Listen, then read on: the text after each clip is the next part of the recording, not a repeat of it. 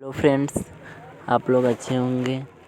ठीक है, आज हम लोग तत्वों का आवर्त वर्गीकरण पीरियोडिक ऑफ एलिमेंट्स से स्टार्ट कर रहे हैं, जो 5 चैप्टर है। अब तक लगभग इसमें क्या है, एलिमेंट की खोज की जा चुकी है। कितने 115। ओके, इन तत्वों को गुणों को अलग अलग अध्ययन करना है, उन्हें भिन्न भिन्न वर्गों में विभाजित किया गया। ओके, समान गुण वाले तत्वों को भिन्न भिन्न वर्गों में जाने की प्रक्रिया को आवर्त वर्गीकरण कहते हैं। Okay, periodic division. ओके, सर्वप्रथम तत्वों को 2 वर्गों में विभाजित किया गया, धातु और मेटल और नॉन मेटल। ओके, नोट करने वाली क्या बात है।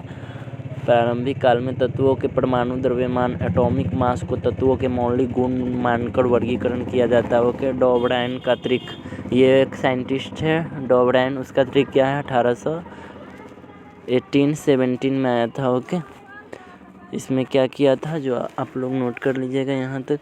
बी का परमाणु द्रव्यमान, ये देखिए, ए क्या हो गया, ए हो गया फर्स्ट एलिमेंट और बी हो गया सेकंड एलिमेंट और सी हो गया थर्ड एलिमेंट। ओके, तो बी का परमाणु, बी का एटॉमिक मास कैसे ज्ञात करेंगे, तो इसके लिए हमें क्या पढ़ना है, ए का एटॉमिक मास प्लस सी का एटॉमिक मास बट्टा 2 करना पड़ेगा, तो निकल जाएगा। ओके, बी का परमाणु द्रव्यमान एटॉमिक मास। ओके, क्लियर है। और ये सभी तत्व मेटल हैं, इनकी संयोजकता 1 होती है, वैलेंसी। ओके, और Cl का जैसे में परमाणु द्रव्यमान कैसे ज्ञात करेंगे, तो ये देखिए, कैल्शियम का परमाणु द्रव्यमान कितना होता है, 35.5 U होता है। ओके, प्लस अब क्या करेंगे, I का परमाणु द्रव्यमान ज्ञात करेंगे, I का एटॉमिक मास। ओके, तो इसका क्या होता है 127। ओके, बट्टा में 2 कर देंगे तो कितना आएगा 162.5/2। ओके, क्लियर है। इस प्रकार आप लोग याद कर सकते हैं। ये सभी नॉन मेटल से इनकी संयोजकता 1 होती है। तृतीय त्रिक क्या है, कैल्शियम का एटॉमिक मास प्लस ब्रोमीन का एटॉमिक मास बट्टा 2। तो ये हम कैसे ज्ञात करेंगे, 40 + 13 बट्टा 2, तो ये क्या हो जाएगा 53/2। ओके, क्लियर है।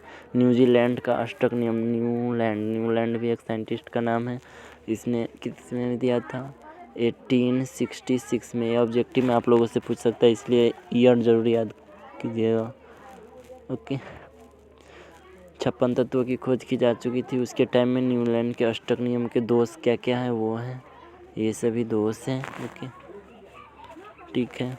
नोट करने वाली क्या बात है, एक निश्चित अंतराल के बाद गुणधर्म वाले तत्वों को पुनरावृत्ति होने की घटना को आवर्तिता पीरियोडिसिटी कहते हैं। पीरियोडिक टेबल, ये भी वेरी इंपॉर्टेंट है। पीरियोडिक टेबल आप लोग पढ़िएगा 11th में सीरियस होकर। ओके, ये भी आप लोगों से पूछ सकता है, वैसे में भी सब्जेक्टिव में भी 2 या 5 नंबर में भी। ओके, तत्वों को उनके गुणों के समान के आधार पर समान वर्गों के एक चोट पर सारणी तैयार होता है, उसे आवर्त सारणी कहते हैं, periodic table. Okay, periodic table में आप लोगों को हाइड्रोजन से शुरू होकर सारे एलिमेंट याद कीजिएगा, वो 11th में पढ़ना पड़ेगा। ओके, 11th और 12th में आप पीरियड बोलते हैं आवर्त को और वर्ग ग्रुप को। ओके, हॉरिजॉन्टल आवर्त बाएं से दाएं, मेंडलीव के आवर्त सारणी, इसके मेंडलीव के कुछ दोष भी थे, नियम भी थे, ये नियम है। और ये मेंडलीव के निम्न बिंदुओं के आधार पर मानकर तत्वों का वर्गीकरण करना 3 स्टेप है। और ऑक्साइडों का सूत्र, ओके, ऑक्साइडों का सूत्र, ऑक्साइड तत्व। ओके, RO, जैसे में ये RO है, इसका क्या हो गया, कैल्शियम कार्बोनेट, मैग्नीशियम ओगनाइन। ओके, और ये कैल्शियम और मैग्नीशियम, क्लियर है।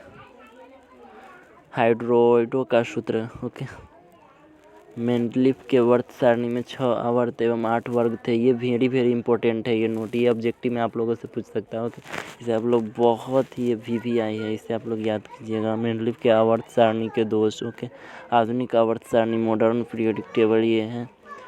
और आधुनिक आवर्त सारणी के निर्माण। ओके, अब किसी आवर्त तत्व के परमाणु संख्या क्रमिक रूप से बढ़ती है। ओके, क्लियर है।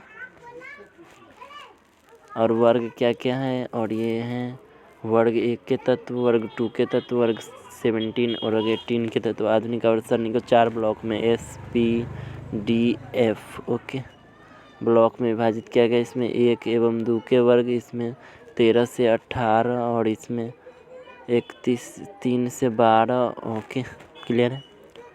इसे आप लोग अच्छी तरीके से नोट कीजिएगा। ये रहा पीरियोडिक टेबल का फिगर। ओके, ये फिगर है एफ ब्लॉक और ये डी ब्लॉक। ओके, ये फिगर है, इसे आप लोग नोट कीजिएगा। ओके, वीडियो को पॉज करके आधुनिक आवर्त, अब क्या हम देखते हैं आधुनिक आवर्त सारणी की उपलब्धियाँ देखते हैं, इससे क्या क्या उपलब्धियाँ हुई। ओके, आधुनिक आवर्त सारणी की कमियाँ, इसमें एंटेनाइट एवं लिथेनाइट की नीचे रखा गया। ओके, परमाणु त्रिज्या एटॉमिक रेडियस। ओके, ये रेडियस कैसे ज्ञात करते हैं, जैसे में ये आवर्त हो गया।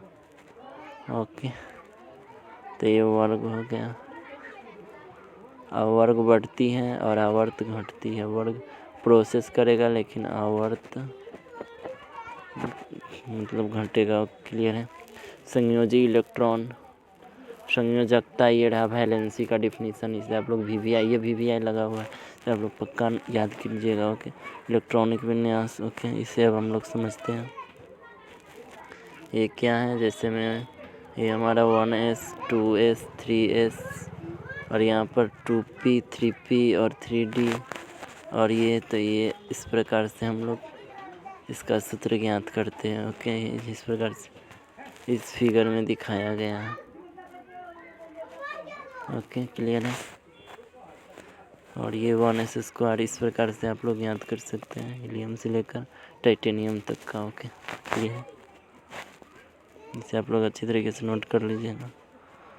और आज हम यहीं तक रहने देते हैं। जैसे में ये हो गया कॉपर का, ये हो गया वर्ग ग्रुप ज्ञात करना। ओके, NSE इलेक्ट्रॉन की संख्या। ओके, इस प्रकार से हम लोग ज्ञात कर सकते हैं। जैसे 1s², 2s², 3s6, 3s²1, तो ये वर्ग कितना आ गया, वर्ग आ गया 1। क्लियर है। तो वीडियो अच्छा लगे तो लाइक कीजिएगा, नहीं अच्छा लगे तो डिसलाइक कीजिएगा, शेयर कीजिएगा फ्रेंड्स के साथ जो भी कक्षा 10वीं में पढ़ रहे हैं। ओके, और सब्सक्राइब ज़रूर हमारे चैनल को कीजिएगा। Thank you friends.